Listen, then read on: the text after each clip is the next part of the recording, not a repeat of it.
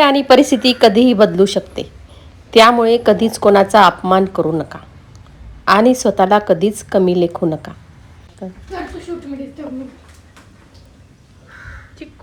जगात कोणीही परिपूर्ण नसतं, पण प्रत्येक माणसात एक अशी गोष्ट नक्कीच असते जी दुसऱ्या कोणाकडेही नसते.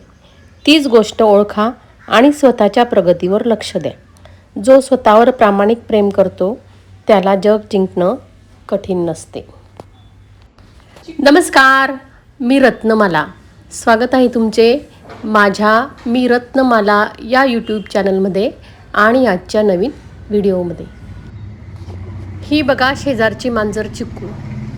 ती लगेच थोडे जरी दार उघडे राहिले तरी ती लगेच घरात येते. अगदी प्रेमळ अशी ही मांजर आहे.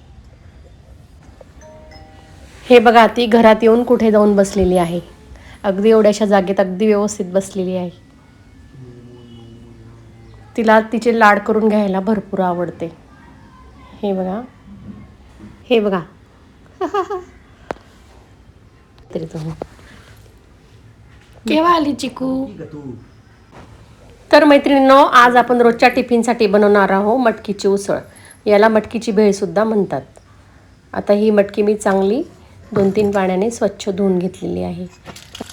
रात्रभर मी तिला एका कपड्यामध्ये बांधून ठेवल्यामुळे तिला आता चांगले मोड आलेले आहेत. हे बघा, तुम्हाला मी दाखवते कसे मोड आलेले आहेत ते. आता मी अगदी तिला वाफेवर कुकरमध्ये टाकून 2 शिट्या घेणार आहे. मटकी कुकरमध्ये शिजवून घेतली तर ती थोडी मऊ होईल आणि भाजी करण्यासही सोपे जाईल. हे बघा, मी आता झाकण लावून घेणार आहे. मटकी माझी कुकरमध्ये टाकली गेली आहे आणि आता मी झाकण लावून घेणार आहे आणि त्यात थोडे शेंगदाणेसुद्धा मी टाकलेले आहे आणि आता 2 शिट्या करून घेणार आहे. तोपर्यंत मी भाजीची तयारी करते.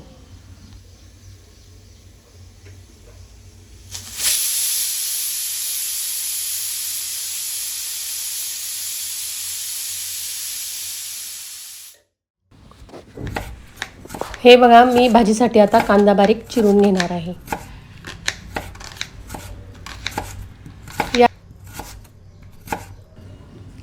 मटकीच्या उसळीला भरपूर कांदा लागतो. ही भाजी कांद्याशिवाय चांगली लागत नाही.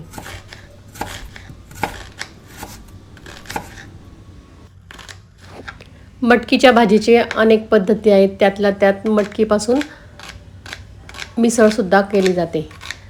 मिसळपाव हा महाराष्ट्रातील अगदी सर्वात प्रसिद्ध असा पदार्थ आहे.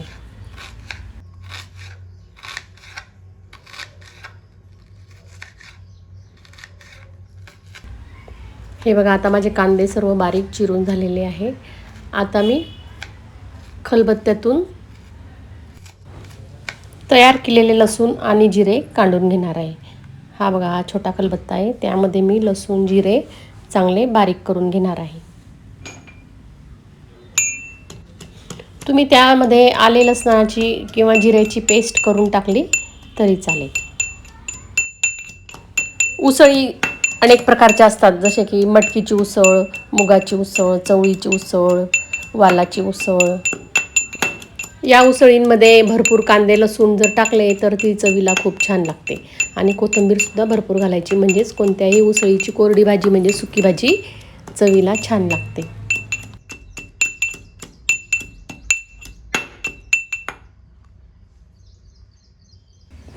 हे बघा, माझे जिरे लसूण आता काढून झालेले आहे. एका कढईमध्ये मी तेल तापण्यास ठेवले आहे. त्यामध्ये मी मोहरीची फोडणी करून घेतलेली आहे आणि जिरे लसणाचे कांडणही टाकलेले आहे आणि कांदे टाकून आता चांगले परतवून घेतलेले आहे.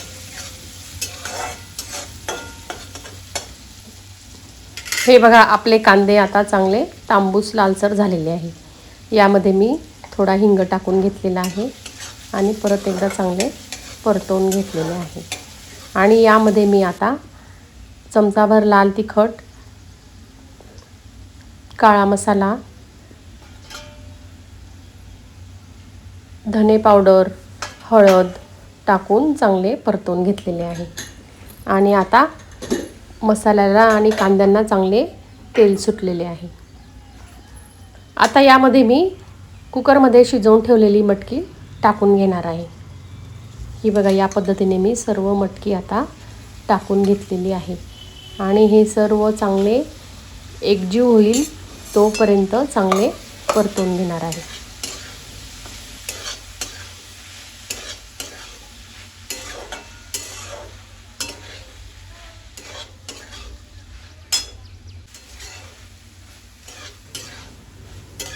हे बघा, या पद्धतीने आपली सर्व मटकी आता परतून झालेली आहे.